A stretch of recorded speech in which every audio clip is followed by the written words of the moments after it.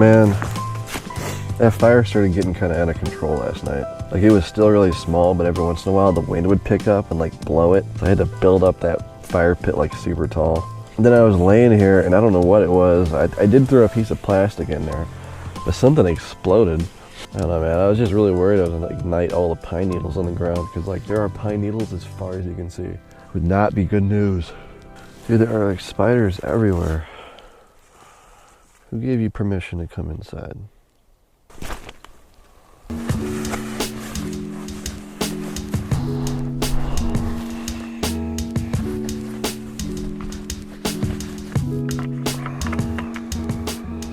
Well, pretty disappointed in my camera.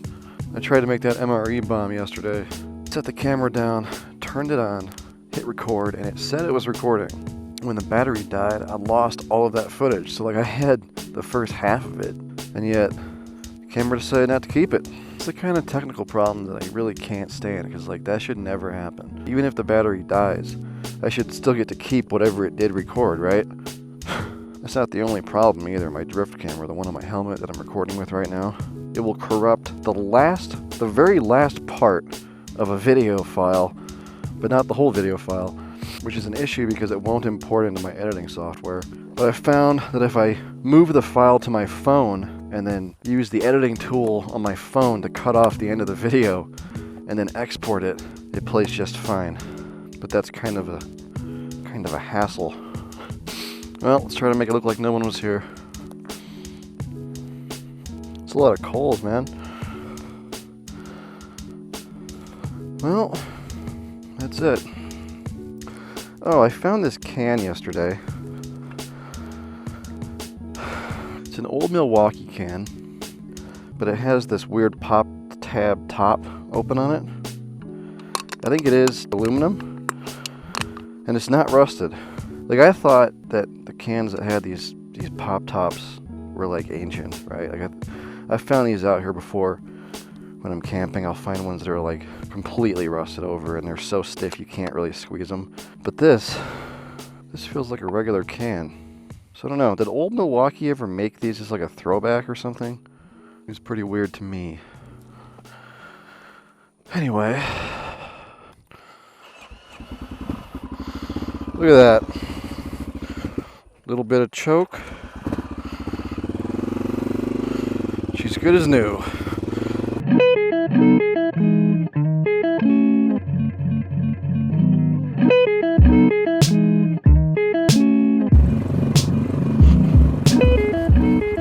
So I was thinking yesterday about my intro sequences and how I'm reusing music now.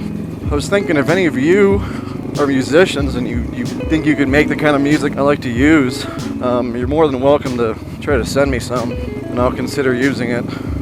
Either for background clips like this one, or even for the intros. The intros are usually better songs, but the background clips I actually do reuse, but I am always looking for a variety, because it's boring when you have the same ones all the time.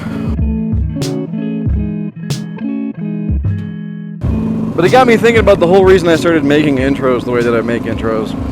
I needed something that would contribute to the branding, right? Because an intro sequence makes things feel legit, and the more legit it feels, kind of the more legit it is. The problem is, I hate watching people's intros. They're always the same. They're always slightly too long. Like if I'm going on YouTube to look at how to bleed brakes, I don't want to watch your intro. You know what I mean? Even on a vlog, I don't want to watch an intro. So I thought, like, I'm just not even going to have one. Then I thought, what if every single time the intro is different? That way, it's not actually, it's hardly an intro sequence. It's actually more of it's really part of the video. So that's kind of what I started with that. I wanted to make something really cool looking that would kind of capture more of the landscape in the area that I'm in without me having to find ways to plug it in the middle of the video. But if you notice, I only do it for bigger videos like this one. I don't do it for like regular little moto vlogs around town. In fact, for those, I don't have an intro at all. I just jump right into it, because I think that's the way it should be. People don't have an attention span for that nonsense. I've been trying to watch all of the seasons of Star Trek, and the intro for that show is excruciatingly long. So we can always skip the intro, which we do every time. But I remember as a kid, like, when the intro sequence came on, I'd go to the kitchen. You know what I mean? Because like they lasted so long, and today I feel like just people don't have that attention span. Anyway, I know some people don't like the intros, and that's fine. I'm gonna keep them because I like the way it feels. I like the way it makes the videos start out. I don't know. I don't really care. I feel like the majority of people are into it, so it is what it is. But if you're a musician and you think you make some cool beats, go ahead and shoot me an email. My email is in the description of every video.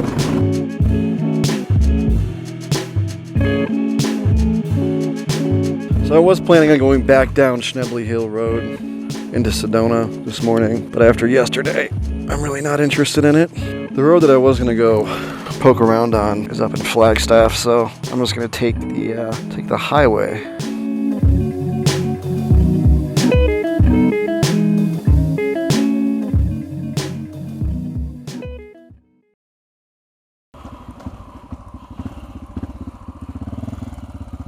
I'm only coming over here because my favorite coffee shop is over here.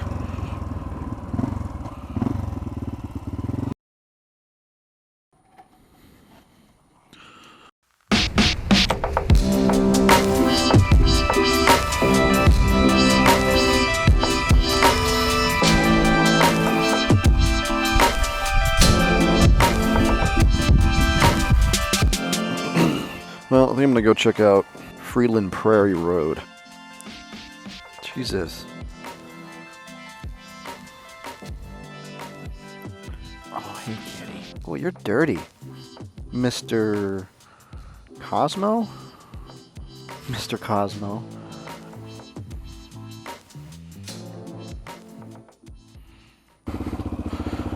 Damn, son. I almost dropped this bitch. I don't come up here very often, so whenever I do, I like to check out the local trails. I did not strap my helmet on. And this is a one-way. I'm out of it. I gotta put this helmet on. I can't ride like this. There we go. There we go. All done. Whew. So I'm gonna go check out this road that's supposed to be pretty cool for camping. And apparently Overland Expo is in town, which is the biggest off-road expo in the world. So I can't miss that. I believe it's $10 today for a day pass. So I'm pretty sure they'll sell them at the gate. This guy in front of me is probably going there right now. Those things look like fun.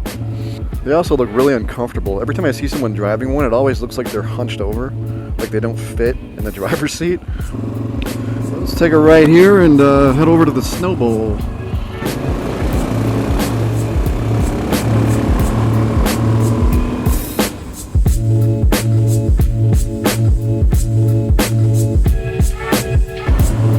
Here we go. That was a word, I missed it.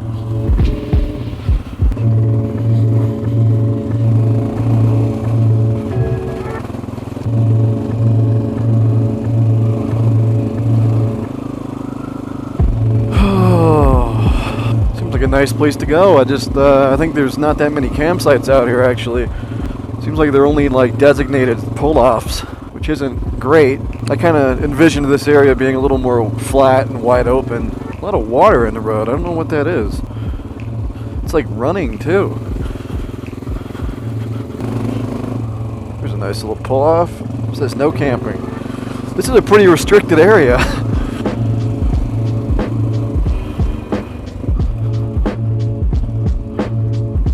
Campsite number 8 and 9. So there's actually numbered sites on this road. I thought it was like a road where you're just allowed to kind of pop a squat and camp. Apparently that's not the case, but it is still considered dispersed. Well, I don't think I need to go any further. Let's see if I can get this thing turned around, huh? Oh, so I got kind of a story to tell. One that I've been holding on to for a while. It was at work. I was taking a shit. Sitting in a stall minding my own business. I was the only one in the bathroom. And then a man busted into the bathroom and began urinating so ferociously it actually scared me. The amount of time it took him to enter the room and start urinating was not actually enough time to reach the urinal, let alone open his pants. Right? So this beast plowed into the bathroom, well, I assume pants down. and began peeing either before he reached the urinal, or he just had like an incredible stride that helped him get to the urinal. It was like inhuman. I don't understand who this guy was, but he is legendary in my mind. The pressure that came out of this guy, I don't think is healthy. I mean, it was like a garden hose on the jet mode. So, ferocious bathroom guy, whoever you are, I hope that you and your enlarged urethra are doing well.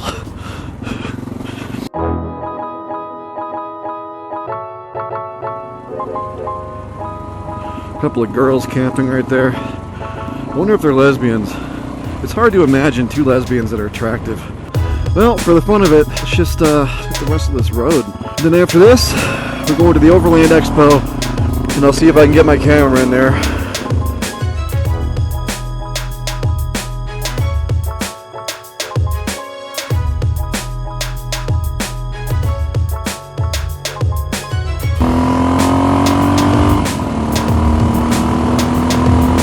That's full throttle.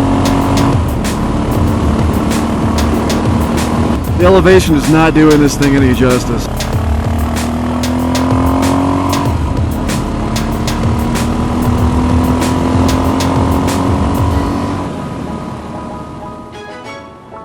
That was fun. So this place here is at 9,000 feet. Flagstaff itself, the town, is at 7,000 feet. Pretty big difference.